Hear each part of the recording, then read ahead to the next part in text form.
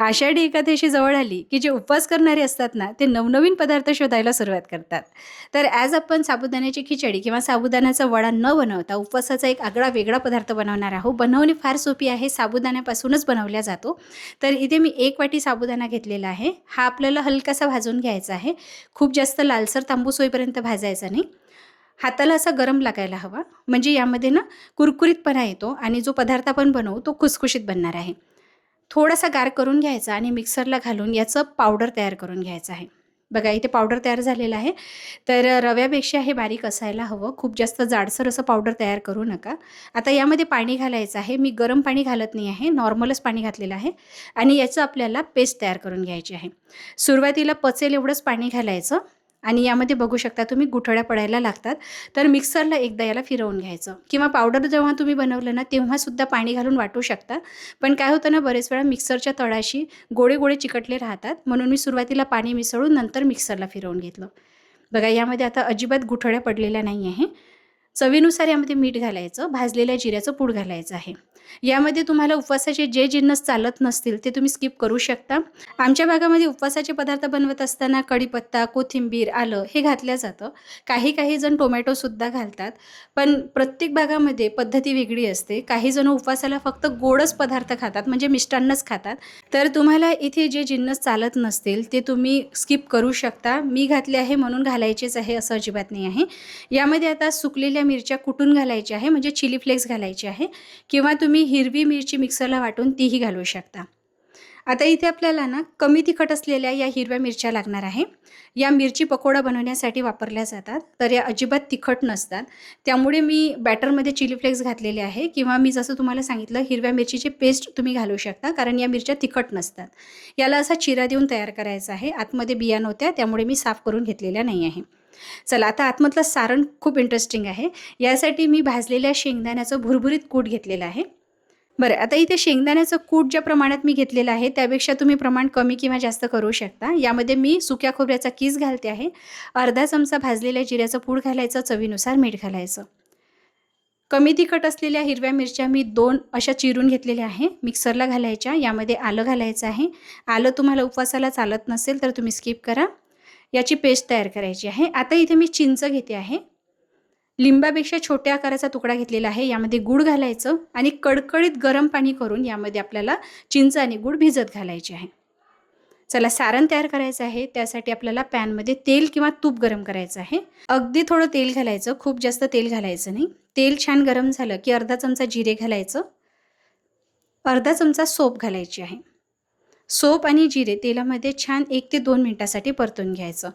आता जी मिरचीची पेस्ट आपण तयार केलेली होती ना, ही आपल्याला तेलामध्ये परतून घ्यायची आहे. तर या कमी तिखट असलेल्या हिरव्या मिरच्या आहे, त्यामुळे बघू शकता तुम्ही पेस्ट मी जास्त प्रमाणात केलेली आहे. या मिरच्या अजिबात तिखट नाही आहे, पण तुम्ही तिखट मिरच्या वापरत असाल तर कमी प्रमाणात वापरायची आहे. आता मी कढीपत्ता घालते आहे. माझ्या भागामध्ये कढीपत्ता उपवासाला चालतो त्यामुळे मी घालते आहे.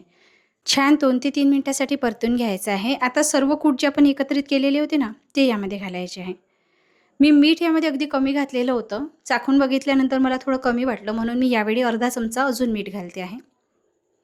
आता गॅस अगदी मंद आचेवर ठेवायचा आणि फक्त 2 ते 3 मिनिटासाठी हे छान परतून घ्यायचं. हलका छान सुवास यायला लागतो. यामध्ये चिरलेली कोथिंबीर घालते आहे. आता जी चिंच आणि गूळ आपण गरम पाण्यामध्ये भिजत घातलेली होती ते थोडं गार झालेलं आहे. याची पेस्ट तयार करायची आणि 2 चमचे ही पेस्ट यामध्ये घालायची आहे. मस्त आंबट, गोड, चटपटीत अशा चवीचं हे सारण तयार होतं.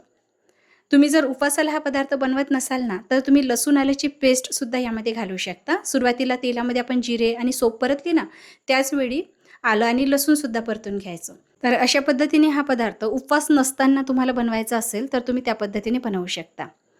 आता मिरचीला आपण चिरा लावून ठेवलेलं होतं, त्यामध्ये हे सारण भरायचं आहे, पण पूर्णपणे गार करून नंतर मी भरते आहे. खूप जास्त मी भरणार नाही आहे, कारण सारण जर जास्त भरलं ना तर नुसतं सारणाचीच चव येते. आपल्याला मिरचीची चवसुद्धा यायला हवी आणि वरून जे आपण कव्हरिंग लावणार आहोत त्याचीसुद्धा चव यायला हवी. त्यामुळे सारण खूप जास्त आपल्याला भरायचं नाही आहे. अशा पद्धतीने आपल्याला थोडंफार यामध्ये सारण भरून घ्यायचं आहे आणि सर्व मिरच्या मी याच पद्धतीने तयार करून ठेवलेल्या आहे. आता पुढची प्रोसेस फार सोपी आहे. साबुदाण्याचं जे बॅटर आपण तयार केलेलं होतं, काही वेळानंतर असं घट्ट होऊन जातं. म्हणजे हातामध्ये आपण याला गोळा तयार करून असं कोट करू शकतो, एवढं हे घट्ट व्हायला हवं. त्यामुळे यामध्ये पाणी जास्त घालायचं नाही आणि समजा हे पातळ झालेलं असेल ना, तर यामध्ये साबुदाण्याचं जास्तीचं पीठ मिसळून घट्ट करून घ्यायचं. मी 1 ते 2 भजे तळून बघितलेले होते. मिश्रण तेलामध्ये पसरतायत काय त्यासाठी. त्यामुळे तुम्हाला मिश्रण कमी दिसत असेल.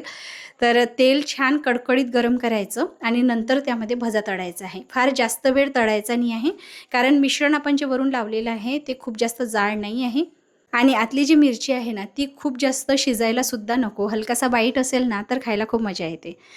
तर हा पदार्थ ना गरम-गरम खाण्याचा पदार्थ आहे. गार झाल्यानंतर हे मऊ पडायला लागतात.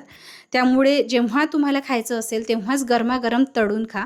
बरं, हा पदार्थ जेव्हा आपण खातो ना, तेव्हा वरून आपल्याला असं वाटतं, की आपण साबुदाणा वडा खातो आहे. पण जेव्हा आतमधली मिरची आपण खातो ना आणि त्यातलं सारण अतिशय चविष्ट लागतं. म्हणजे हा साबुदाणा वड्यापेक्षा फार वेगळा लागतो आणि जास्त चविष्ट लागतो.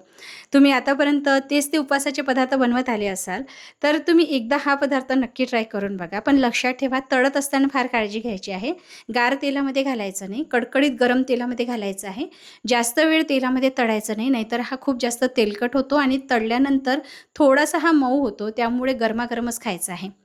नक्की ट्राय करून बघा. तुम्हाला आजची ही रेसिपी कशी वाटली मला कमेंट करून नक्की कळवा. जर आवडली असेल तर लाईक, शेअर नक्की करा आणि अशाच नवनवीन रेसिपी जर तुम्हाला पुढेही बघायच्या असेल तर Facebook पेजला फॉलो करा आणि YouTube चॅनलला सबस्क्राईब करा. लवकरच भेटूया. धन्यवाद.